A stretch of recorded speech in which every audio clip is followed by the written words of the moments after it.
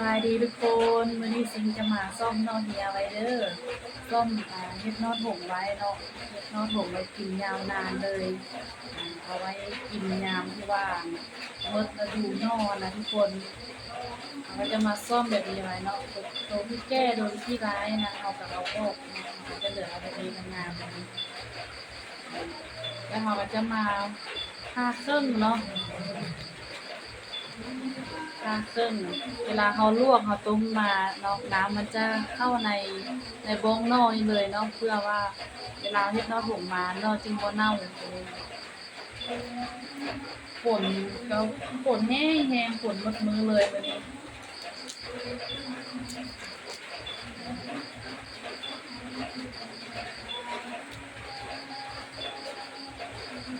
อันนี้เป็นนอหลานทรายหลานสาวเอามาให้เนาะอย่างนี้นะจะส้มอะไรมาเลย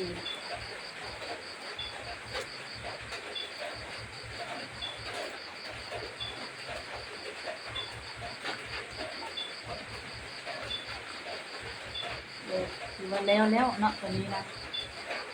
ขนมนะก็เลยว่าเอาไปซอกนอกมาให้ดูสิเฮ็ดนอกถงไว้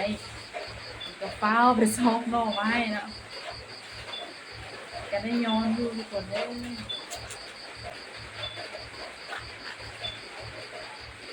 พอไปซื้อขนมพอไปซื้อเครื่องดิ้นเท่านั้นแหละ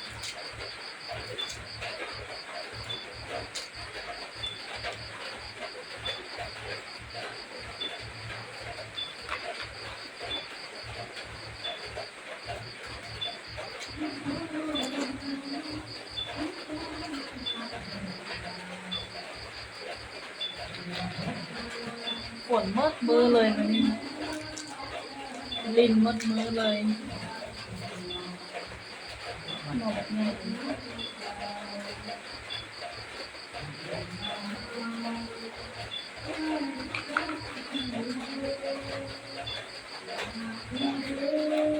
แกงกระแซบเนาะนี่เนาะหรือว่าสิต้มไปคั่วก็ได้คั่วไปซีหมู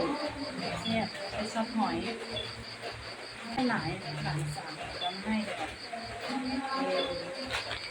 เสียงแล้วก็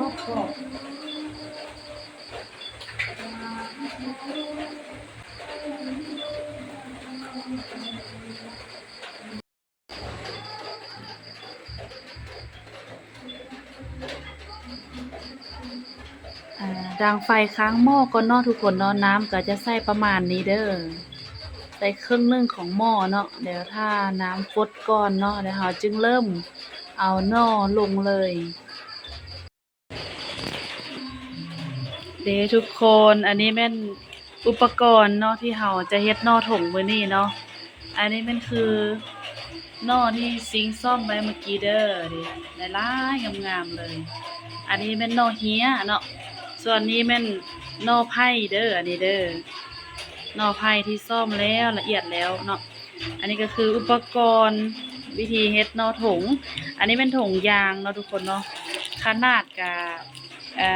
8x12อันนี้ถงใหญ่ๆเลยแล้วก็เสือกฟางเนาะทุกคนแล้วก็อันนี้แม่นขาดบ่ได้เลยก็คือสายยางเนาะวิธีเฮ็ดนอถงเด้ออันนี้เด้อ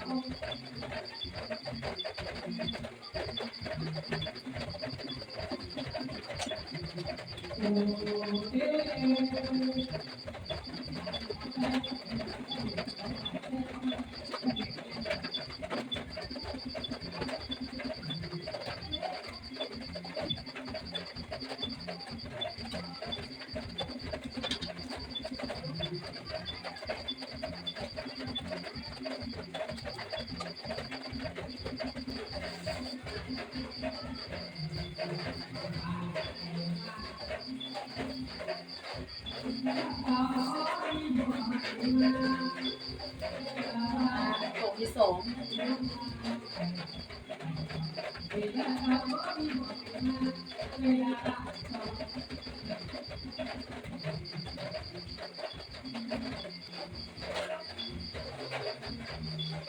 ผู้ใดเคยเฮ็ดแด่ลองคอมเมนต์มาเด้อ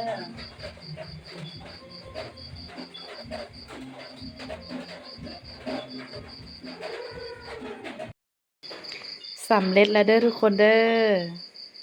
อมานับช่วยกันเบิ่งได้จักถง1 2 3 4 5 6 7 8 9 10 11ถงทุกคน11ถงงามๆเลย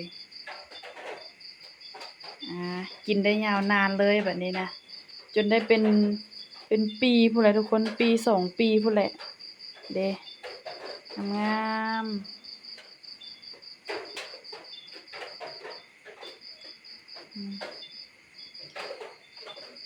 งามเลยอันนี้จะเป็นนอเฮียเลยเนาะตัวนี้จะเป็นนอไผ่เด้อตัวนี้เด้อนี่